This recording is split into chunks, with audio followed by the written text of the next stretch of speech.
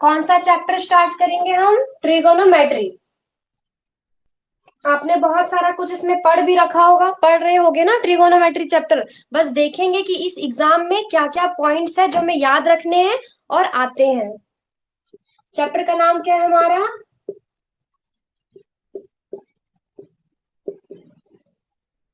Trigonometry. सबसे पहले इसमें आप लोगों को एक चीज समझना है, वो क्या है कि ये देखिए हमारे पास एक क्या है, त्रिभुज है ना। इसका कुछ नामकरण कर देते हैं, मान लीजिए ए बी सी। अब इसमें हम क्या समझेंगे कि ये देखिए आपका ये क्या है बीसी, ये आपका क्या है बेस, जिसे हम बी से डिनोट करते हैं, और हिंदी में इसे हम क्या कहते हैं? आधार। ठीक है। उसके बाद ये जो ए बी लाइन है हमारे पास, ये क्या है? इसे हम डिनोट करते हैं पी से, यानी कि परपेंडिकुलर। हिंदी में क्या कहेंगे हम इसे?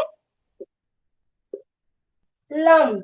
और ये जो हमारा एसी लाइन है ना जो दिख रहा है आप लोगों को, इसे हम हिंदी में क्या कहते हैं? कर्ण। और इंग्लिश में एच से इसे हम डिनोट करते हैं। अब इसका क्या नाम है वो आप लोग हमें बताओगे, बताइए क्या नाम है?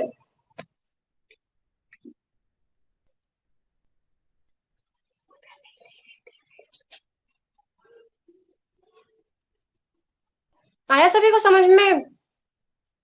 ये क्लियर है ना?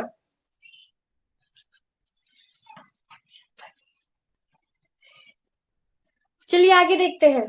अब आप लोगों को सभी को तो ये चीज पता ही होगा, sine theta, cos theta, tan theta, cosec theta, sec theta, और लास्ट कॉट थीटा। बताइए आपने कैसे याद किया इसे? वैसे तो सभी को याद ही होगा, बहुत अलग अलग तरीके से याद किया होगा। वैसे मैं यहाँ पे एक अपना ट्रिक आप लोगों को बता देती हूँ ताकि अगर याद कर सकते हो आप लोग। इसमें हम लोग क्या बोलेंगे? पी से पप्पू, बेटा पप्पू। क्या है? पप्पू, बेटा पप्पू। हर हर बोल। ठीक है, हर हर बोल। बी है यहाँ पे। क्या था? पप्पू बेटा पप्पू, हर हर बोल, फिर जस्ट अपोजिट, हर हर बोल पप्पू बेटा पप्पू। देखो अगर ऐसे आप लोग याद रखोगे तो कभी कंफ्यूज नहीं होगे। अगर हम कितना भी रट्टा मार ले मैथ्स में, बहुत रट्टा मार लिए होगे आप लोग कि कोस थीटा बराबर B by H, cosec theta बराबर एच बाय पी, तो कभी भूल जाओगे। पर सिंपल सा कोई भी एग्जाम पे आप नॉर्मल सा ऐसे लिख दो, सीधा बोल दो पप्पू बेटा पप्पू, हर हर बोल पप्पू बेटा पप्पू। तो साइन थीटा में क्या हो जाएगा? P by H. Cosec theta में बी बाई एच।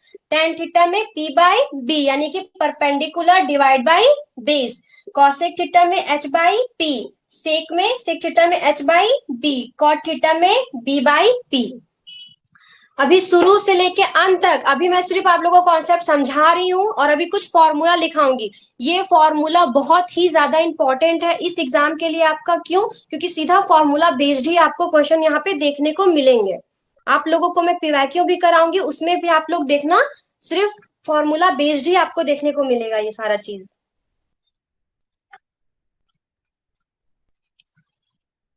चलिए इतना अगर नोट हो गया होगा तो बताइएगा, आगे बढ़ेंगे।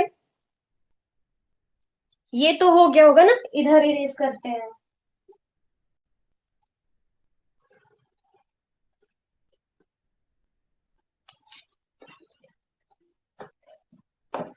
किन्हीं को कहीं भी दिक्कत होगा थोड़ा सा भी तो तुरंत बोलिएगा।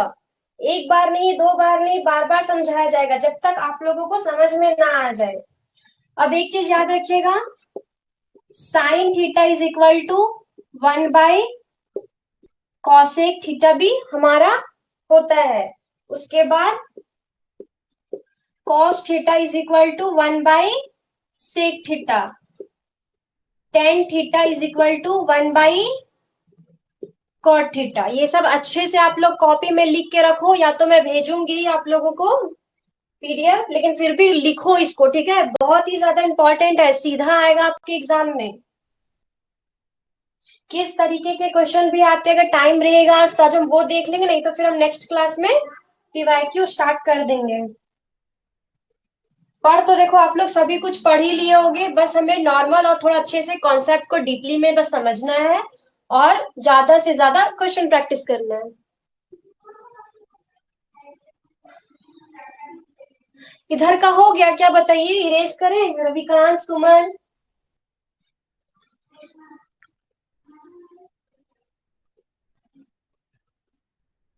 बताइए इधर हुआ, इरेज करें क्या?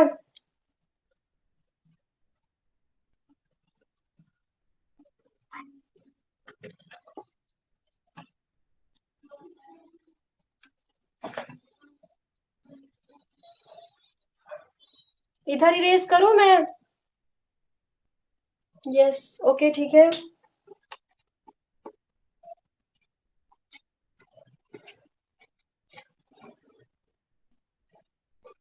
क्या है हमारे पास? अगर हमारे पास कहीं पे भी अगर हम लोगों को देखने को मिले कि अगर कॉसेक थीटा इंटू हो साइन थीटा, तो वो किसके बराबर होगा? 1 के बराबर होगा, ठीक है। और अगर सेक थीटा इंटू में हो कोस थीटा, तो ये हमारा किसके बराबर होगा? 1 के। कोट थीटा इंटू हो हमारे पास टेन थीटा, तो ये भी किसके बराबर होगा हमारे पास? 1 के।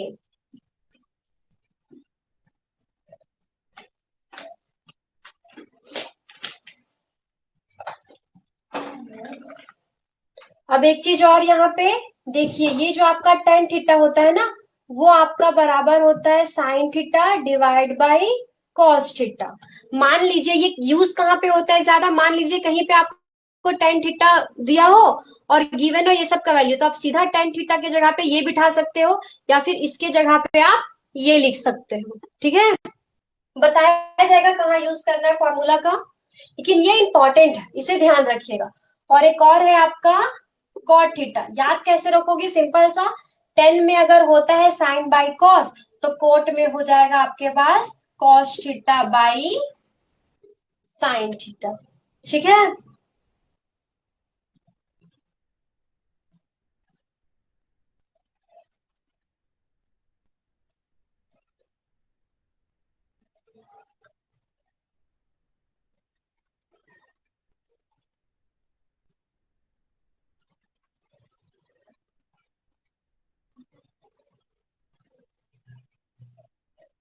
लिख लिया आप लोगों ने? तो अब एक चीज देखो, वैसे आप लोग तो इस फॉर्मूला को पढ़े ही होंगे, sine square theta plus cos square theta is equal to 1। अब देखिए आपका ये 2025 का ही क्वेश्चन है, पीवाईक्यू में सीधा वो पता है क्या किया था, लिखा था sine square theta plus cos square theta is equal to question mark. Option A 0, option B 2, option C 1, option D none of these. Option में अपने से दे रही हूँ, क्वेश्चन ये था, ठीक है। तो यहाँ पे हम ऑप्शन में क्या टिक करेंगे? 1, क्यों? Sine square theta plus cos square theta is equal to 1। ये तो पूरा सीधा फॉर्मूला था। मान लीजिए अगर मैं इसे थोड़ा चेंज कर दूं तो, अब देखो ये आप लोग इसमें कंफ्यूज मत होना, वो लिख सकता है sine square theta, sorry sine square A plus cos square A is equal to, तो क्या होगा? 1 ही होगा, क्यों? देखो सब चीज तो सेम है ना, बस थीटा के जगह पे हम क्या मेंशन कर दे रहे हैं? ए। इसमें भी ए है, इसमें भी ए है। एक दो क्वेश्चन भी होते हैं जिसको हम इस फॉर्मूले से यूज करके बनाएंगे। और आपका क्या फॉर्मूला है? पहला हो गया ये आपका sine square theta plus cos square theta is equal to 1। Second है हमारे पास 1 plus tan square theta is equal to sec square theta. Third number में हमारे पास 1 plus cot square theta is equal to cosec square theta.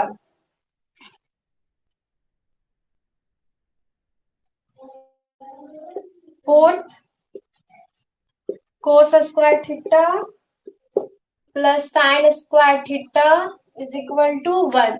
Just opposite ही है ये।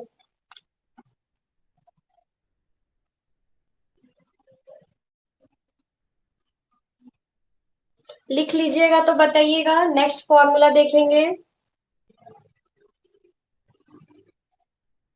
वैसे क्या आप लोगों को पता है ये फॉर्मूला आया कहाँ से है? ये सब के पीछे भी लॉजिक होता है, ठीक है, कि आखिर हमारा ये फॉर्मूला कहाँ से आया, कैसे बनाया, इस फॉर्मूला का यूज क्या है, हम लोग रियल लाइफ में इस फॉर्मूले को कैसे यूज करेंगे। मैथ्स को भी आप पूरे अपने रियल लाइफ में इम्प्लीमेंट कर सकते हो, बट हमें हमें उतना डीप अभी नहीं जाना है, हम एग्जाम का तैयारी कर रहे हैं तो हम बस वही लेवल ही लेके चलेंगे। यस, ओके, ठीक है। आइए नेक्स्ट देखते हैं। वैसे आपका 10 क्लास के बुक में ये फॉर्मूला मेंशन है, आप लोग थोड़ा बताओ कि ये पता है ना। 0 डिग्री 30, नहीं दिख रहा होगा यहाँ से आप लोगों को, एक second.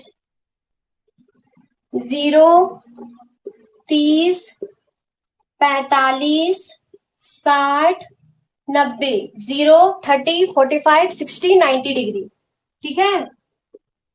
Sign theta, cos theta, tan theta. Sine 0 degree पे क्या होता है? 0, 1/2, 1/√2, √3/2 और 1। क्या ये फॉर्मूला याद है आप लोगों को? वैसे इसे बनाने का एक तरीका भी है, पर मैंने सोचा आप लोगों को याद ही होगा, आखिर 10 क्लास में पढ़ रहे हो इसीलिए मैं नहीं बता रही हूँ। इसमें आप ऐसे लिख सकते हो या फिर इसे बोल सकते हो अपरिभाषित, मतलब कि ये परिभाषित यानी कि डिफाइंड नहीं है, ये हमारा अनडिफाइंड है। यहाँ पे 2 √2, 2/√3, 1।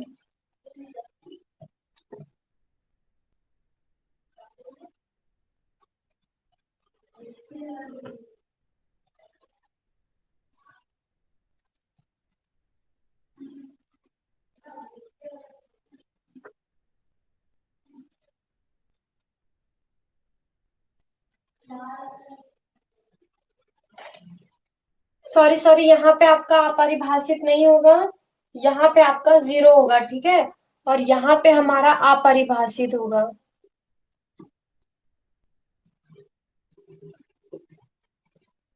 यानी कि अनडिफाइंड।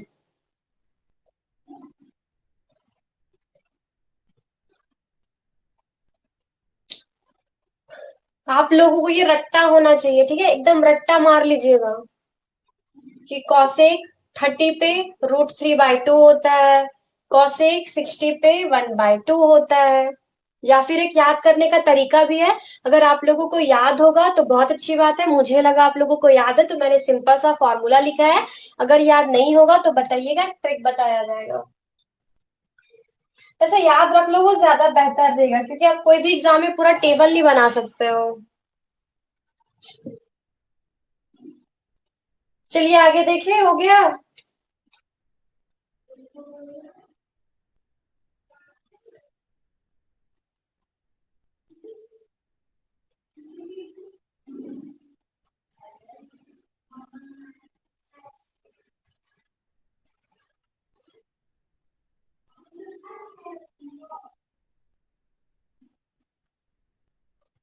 आगे बढ़े। अब ये आप लोगों के लिए क्यों इंपॉर्टेंट है जरा बताओ, कोई बता पाओगे? एक सेकेंड, यहाँ पे मैंने ना कॉसेक थीटा का सारा डेटा यहाँ पे फिल कर दिया है, और आप लोग बोल भी नहीं रहे हो, क्या आप लोगों को याद नहीं है?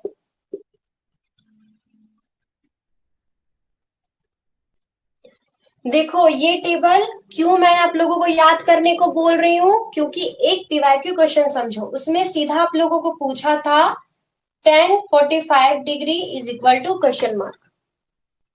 तो अगर आप लोग इसे याद रखोगे तभी तो वहां पे टिक कर पाओगे। और बहुत ही सिंपल सा आपका एग्जाम होता है, ऐसे ही क्वेश्चन आता है, आप देख सकते हो अपना पीवाईक्यू।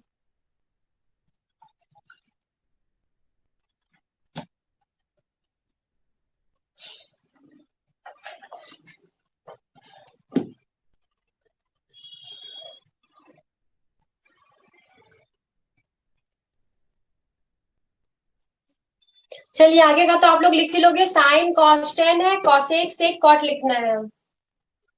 सभी के पास बुक होगा ही 10th का, या याद ही होगा, आप लोग लिख लीजिएगा, या फिर मैं जो पीडीएफ भेजूंगी उसमें तो लिखा ही रहेगा। अब एक क्वेश्चन सॉल्व करते हैं, ठीक है। क्वेश्चन क्या है हमारे पास, if sine theta is equal to 3/5 and cos theta is equal to 4/5, find tan theta and cot theta. बताइए कैसे निकालोगे। यहाँ नहीं दिख रहा है क्या, देखिए, cos theta is equal to 4/5, find. अब जो बच्चे थोड़ा ध्यान से क्लास को देख रहे होंगे वो समझ गए होंगे कि मैंने फॉर्मूला लिखाया उसके बाद में ये क्वेश्चन करवा रही हूँ। और मैंने आप लोगों को जब फॉर्मूला लिखाया तो क्या उसमें ये चीज मैंने मेंशन किया था कि tan theta is equal to sine theta divide by cos theta, और 2 बार मैंने इसे रिपीट किया था इसलिए क्योंकि ये इंपॉर्टेंट है। और एक मैंने क्या रिपीट किया था, cot theta is equal to cos theta divide by sine theta. अब क्या हम इस 2 फॉर्मूले का यूज करके ही इस क्वेश्चन को सॉल्व कर सकते हैं। चलिए मैं आप लोगों को 2 मिनट का टाइम देती हूँ, सॉल्व करिए, बहुत इजी है, 10th क्लास में हो आप लोग। हो जाती है तो अच्छी बात है, नहीं हो पाती है तो भी कोई बात नहीं है। अभी मैं सॉल्व करूंगी फिर आप लोग देखना उसे।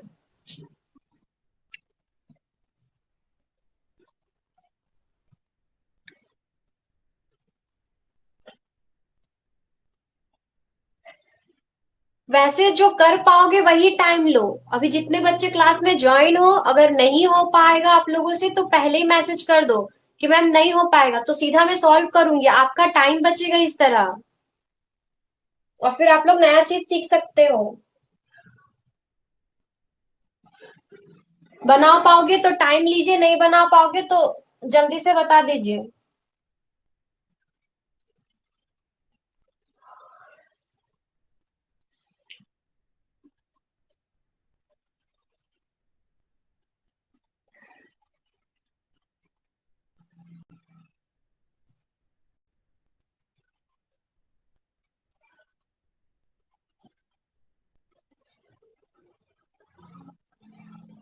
देखो समझो, यहाँ पे हमारे पास क्या है, sine theta is equal to 3/5, cos theta हमें दिया गया है 4/5।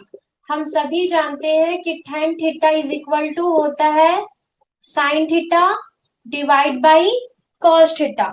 तो साइन का वैल्यू क्या है हमारे पास 3/5, कॉस थीटा का वैल्यू क्या है हमारे पास 4/5। अब इसे कैसे सॉल्व करते वो तो आप लोगों को पता होगा ना, इसमें कंफ्यूज नहीं करना है, ठीक है, वरना आंसर गलत आ जाएगा। देखिए कैसे करते हैं। सबसे पहला, अगर 2 हो डिवाइड के ऊपर तो एज इट इज हम ऐसे लिखेंगे, उसके बाद डिवाइड में है ना तो इसे मल्टीप्लाई में चेंज करेंगे, और नीचे जो आप लोग को ये दिख रहा है 4/5 उसे क्या करते हैं, नीचे वाले को हम ऊपर ले जाते हैं और इसे यहाँ ले आते हैं, और ये हो जाएगा कट। आंसर हमारे पास 3/4।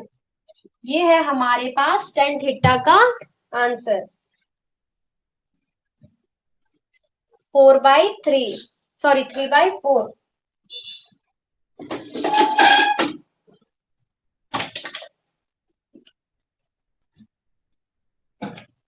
अब जो थोड़े समझदार बच्चे होंगे वो एक चीज और ध्यान दें, मैंने बोला कोट थीटा निकालने के लिए। अब टेन में अगर आपके पास साइन बाई कॉस होता है तो कॉट में आपके पास क्या होता है, कॉस बाय साइन। तो यही पता चल गया, अगर हमारे पास टेन का वैल्यू निकल गया तो कॉट हमारे पास क्या हो जाएगा, 4/3, डायरेक्ट आंसर। या फिर आप लोग ऐसे भी कर सकते हो, पहले क्या करो, इधर देखिए, कॉट थीटा पहले किसका लिखेंगे, कॉस का वैल्यू। कॉस का वैल्यू क्या है हमारे पास, 4/5, डिवाइड बाई क्या हो जाएगा हमारे पास, 3/5। कैसे बताया मैंने सॉल्व करने के लिए, पहले ऊपर वाला को एज इट इज लिखो, डिवाइड में है, इनटू में हमने चेंज किया, नीचे को बोला आप ऊपर जाओ, ऊपर को बोला आप नीचे आओ, कट गया 4/3, आखिर आया ना वही चीज। तो यही कॉन्सेप्ट आप लोगों को समझना है कि ऐसे आए तो हम इसी का जस्ट उल्टा कर देंगे, ना कि ये बना के देखेंगे इतना लंबा सा।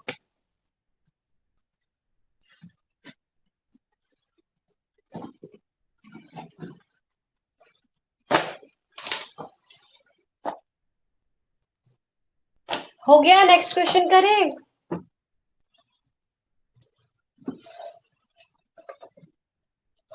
आइए नेक्स्ट क्वेश्चन करते हैं।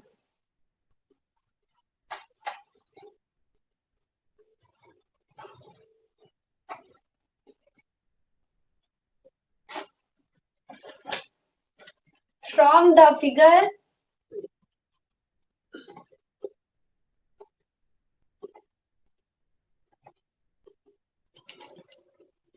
व्हाट आर द वैल्यूज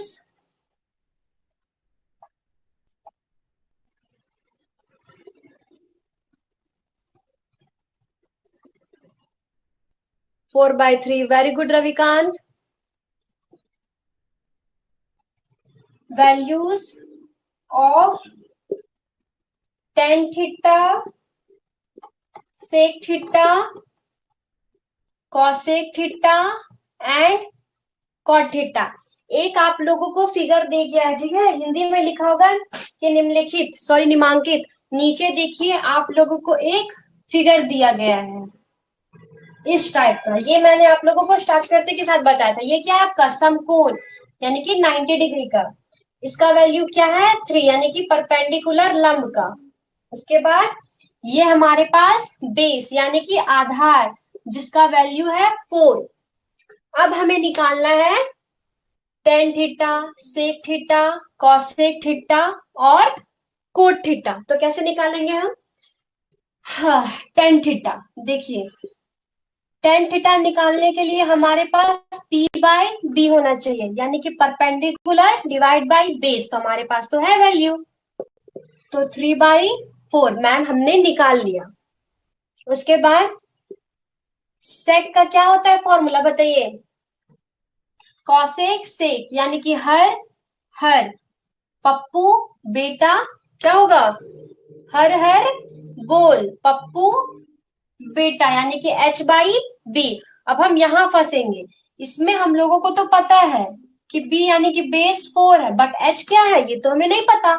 तो ये हम कर्ण कैसे निकालते हैं, H, यानी कि कर्ण हम कैसे निकालेंगे, √under P² plus B²। P का वैल्यू क्या है हमारे पास 3, B का वैल्यू क्या है हमारे पास 4, तो 3 3 जा 9, 4 4 जा 16, √25, और ये हमारे पास आ गया 5। तो हमारे पास ये हो गया 5, तो हम यहाँ बिठा देंगे 5, सिंपल सा answer. Last cot theta, cot theta क्या क्या होता है, B/P, B है हमारे पास 4 और P है 3, आंसर। अब देखिए, ये कैलकुलेशन करने के लिए अभी आपने इस फिगर में H निकाला है, आपको क्वेश्चन में B निकालने को दे सकता है, P निकालने को दे सकता है, तो आपको कम से कम, वैसे भी आप 10 क्लास में हो, कम से कम 1 से लेके 20 तक आप लोगों को स्क्वायर आना ही चाहिए। क्या यहाँ पे बता सकते हो किन्हें किन्हें आता है, वैसे ये क्वेश्चन समझ में आया तो बताइए, नहीं तो फिर से भी मैं बताऊंगी अगर जिन्हें नहीं समझ में आया होगा। रविकांत, नेहा, रजनी, सुमन, सभी को आया समझ में ये क्वेश्चन।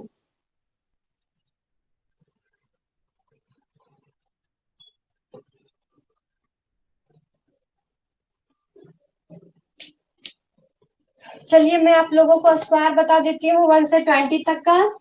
जिन्हें याद होगा बहुत अच्छी बात है, रिवीजन हो जाएगा उनका। जिन्हें याद नहीं होगा वो लिख लेंगे और याद कर लेंगे।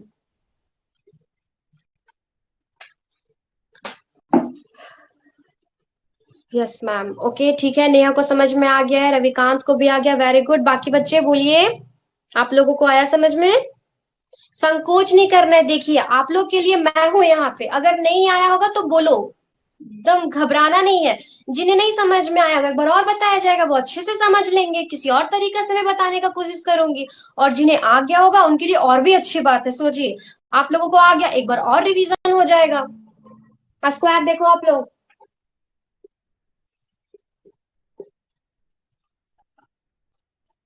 देखो 1 2 3 4 5,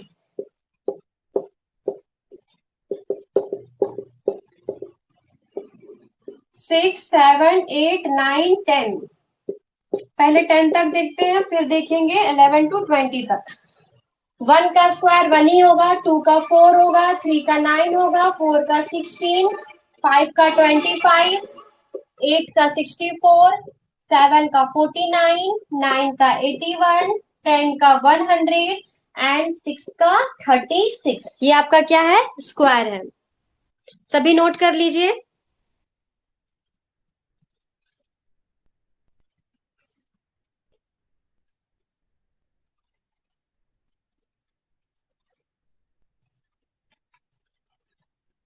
वैसे तो ये आप लोगों को याद ही होगा। चलिए आगे देखते हैं।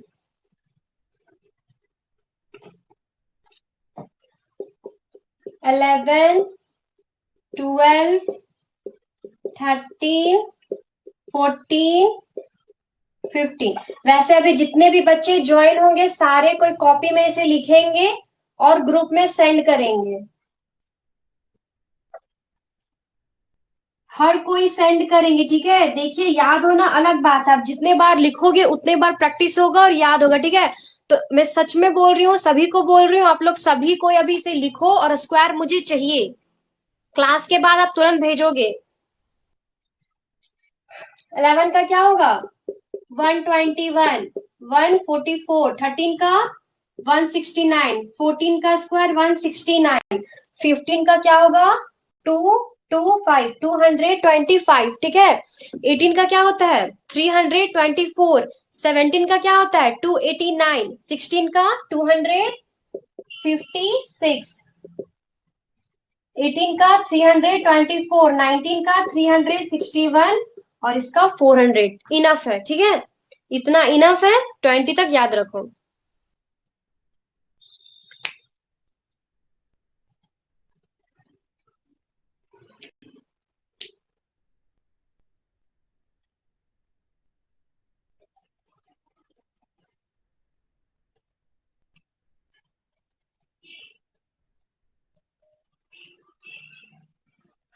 चलो इधर हो गया होगा। मैं आप लोगों को अब कुछ होमवर्क क्वेश्चन देती हूँ, उसके बाद कल के क्लास में हम थोड़ा और कॉन्सेप्ट को समझेंगे।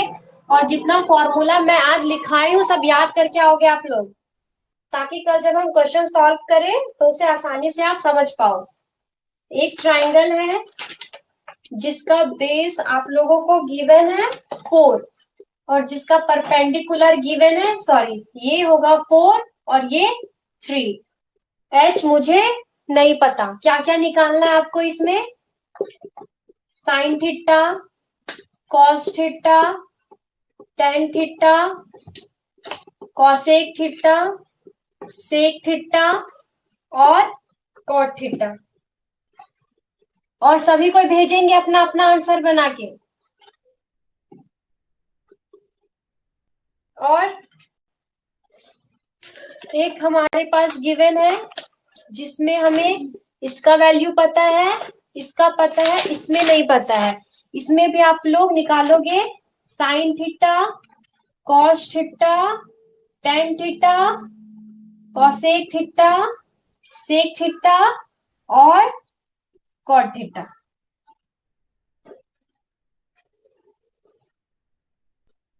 इतना करने के बाद आप लोग क्या करोगे, अच्छे से एक बार सबका रिवीजन करोगे, आज के क्लास में जितना बताया गया उसे फॉर्मूला अच्छे से रिवाइज करोगे, मीन मीडियम मोड का जो बताया गया उसे अच्छे से रिवाइज करना, कहीं से और अरेंज होता है क्वेश्चन तो उसे प्रैक्टिस करो, और मैं क्वेश्चन तो भेज ही दूंगी उसे करना।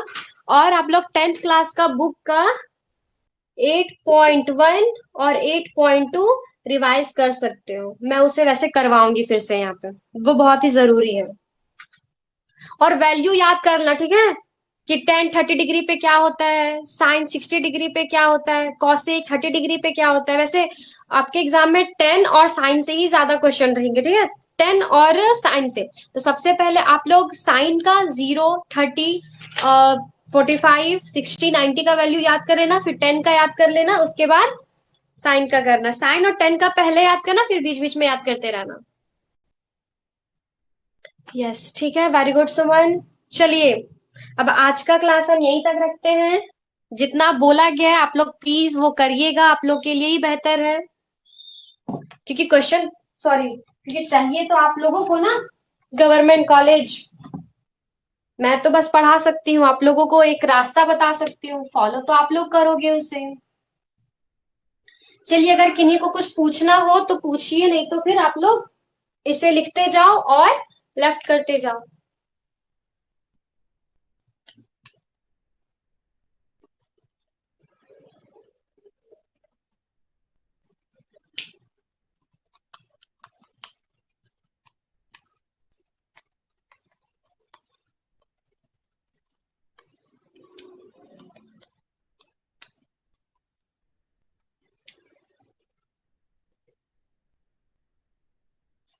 क्लास खत्म हो गई।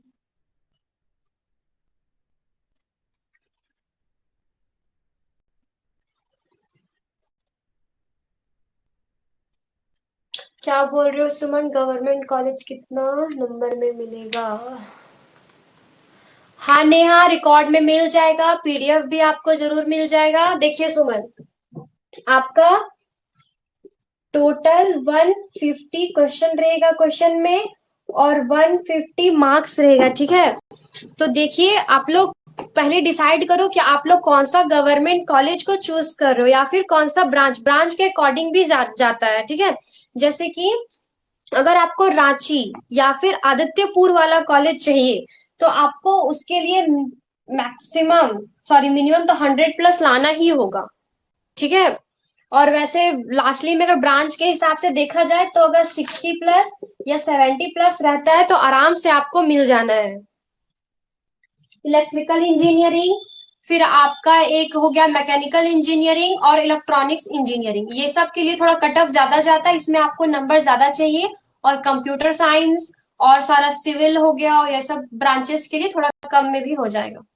वैसे क्या आप लोग डिसाइड किए हो कि कौन सा ब्रांच आप लोगों को लेना है? जी हाँ सुमन, पूरा मेहनत करना पड़ेगा, बिना मेहनत का फल नहीं मिलने वाला आपको। और मेहनत, देखिए कुछ टफ भी नहीं लगेगा, आप लोग ऐसा नहीं हो ना कि पढ़ाई छोड़ दियो फिर से ज्वाइन कर रहे हो फिर से पढ़ रहे हो, ऐसा तो नहीं है। पढ़ते पढ़ते ही पढ़ रहे हो और पूरा अच्छे से कॉन्सेप्ट समझाया जा रहा है, प्रैक्टिस कराया जा रहा है, तो हो जाएगा, टेंशन नहीं लेना है।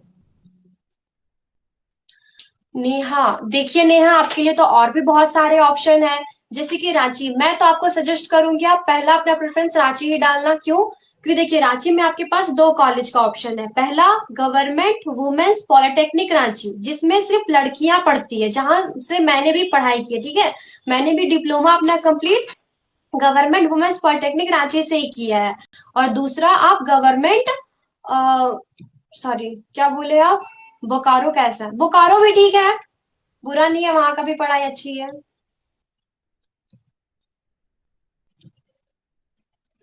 सबसे पहले नंबर पे तो रांची का कॉलेज आता है गवर्नमेंट कॉलेज में, उसके बाद आपका बोकारो आता है। नहीं, बोकारो से भी पहले एक होता है, चार, शायद चार गवर्नमेंट कॉलेजेस है वुमेन्स के। और बॉयज लोगों के लिए तो सबसे अच्छा कॉलेज आदित्यपुर ही है डिप्लोमा पे, वहां पे प्लेसमेंट अच्छा होता है। वैसे आप लोगों ने ब्रांच क्या सोचा है, सुमन, नेहा और बाकी आप लोग? आदित्यपुर अच्छा है, आदित्यपुर नेहा, वहां पे प्लेसमेंट अच्छी होती है, वो मुझे पता है।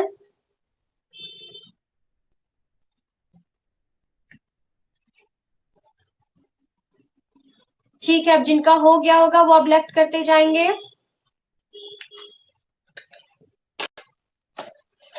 रांची वाला, हाँ ठीक है, रांची भी सही है।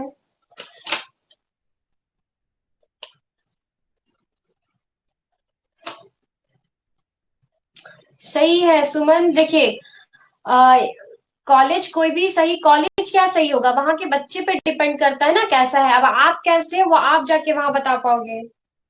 वैसे सही है, कुछ बुरा नहीं है, सब ठीक है। पहली बात तो ये कि गवर्नमेंट है, गवर्नमेंट चाहिए।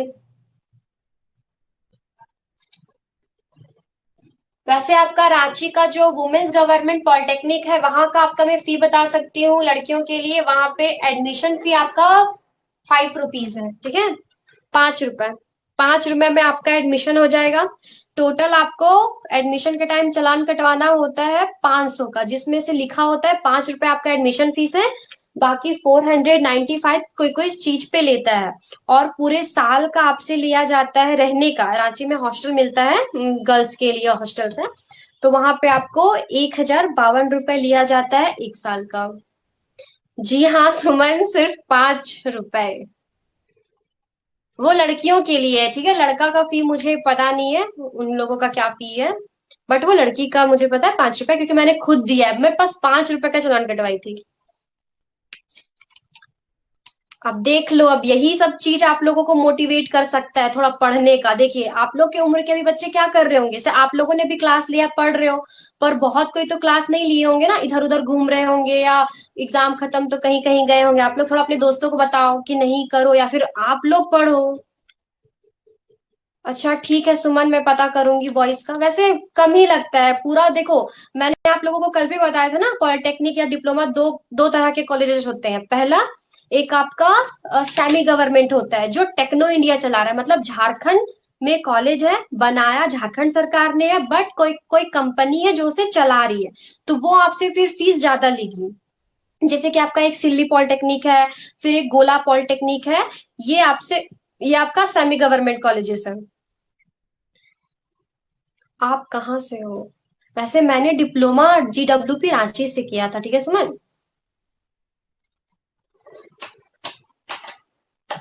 और गवर्नमेंट में तो पूरा फ्री ही होता है, कोई एक्स्ट्रा चार्जेस नहीं, कुछ और नहीं।